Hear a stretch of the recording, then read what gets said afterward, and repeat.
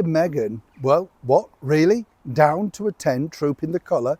What went wrong? As ever, let me explain. Morning, nice to see you, chums. Thank you so much for your time. Nice to have your company. Yes, a nice, lovely, green, lush moment here, isn't it? In the very heart of the United Kingdom.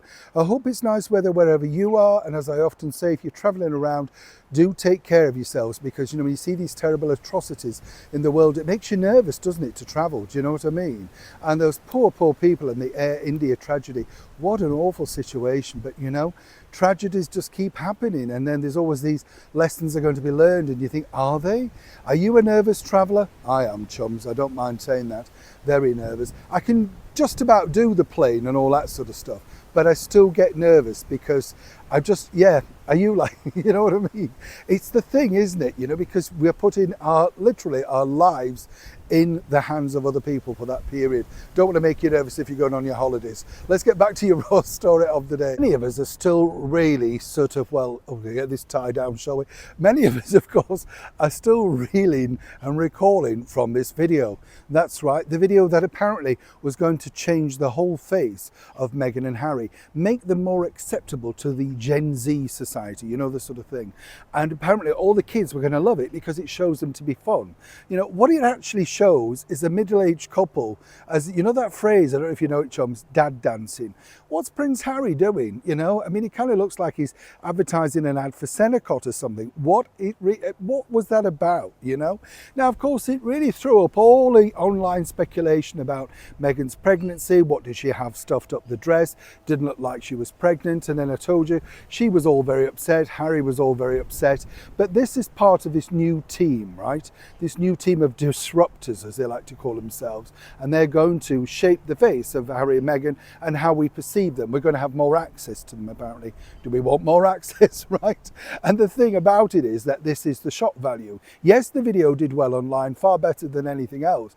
But it's the sort of thing, isn't it? It's like probably the first time that somebody saw Boris Karloff as, Frankenstein. You can't stop staring. That's the thing. How bad was it? Now, here's where it gets interesting. And this is the really problem that, of course, Meghan and Harry are going to have to face, because when you have a new team of publicity people, this is what happens. They look at what you've done before and they say, well, that didn't work.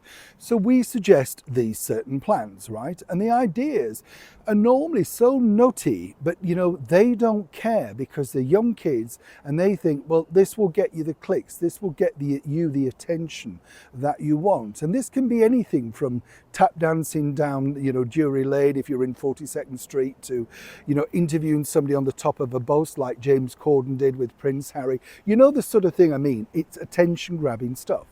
One of the ideas that they suggested, which thankfully at this point was completely refuted, was to have either one or both of Harry and Meghan attending this year's Troop in the Colour. No, not at the invite of His Majesty the King or senior royals, but to make sure that they were spotted in the crowd supporting the family. I kid you not. This is 100%, right? And the idea would be that that video would attract far more attention away from the real Trooping of the Colour. There, of course, these two people that were too frightened to come back to the royal family, there they were, of course, just in the crowd, wanted to be part of the family, but cruel family didn't do it.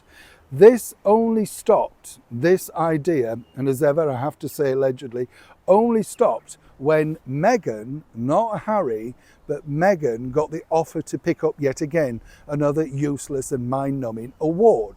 The one then that was cancelled, from the LA Museum, etc. I don't even know what she was picking up the award for, but anyway, does it matter? And the thing is, she saw a chance to give a speech, maybe bring up the soap story again, all of that sort of stuff.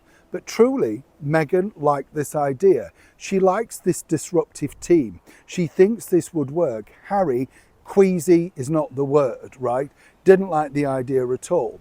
But the thing is, once you sign these people up, if you keep rejecting their ideas, they say, well, we can't work with you because we've come up with brilliant ideas and you simply don't like them.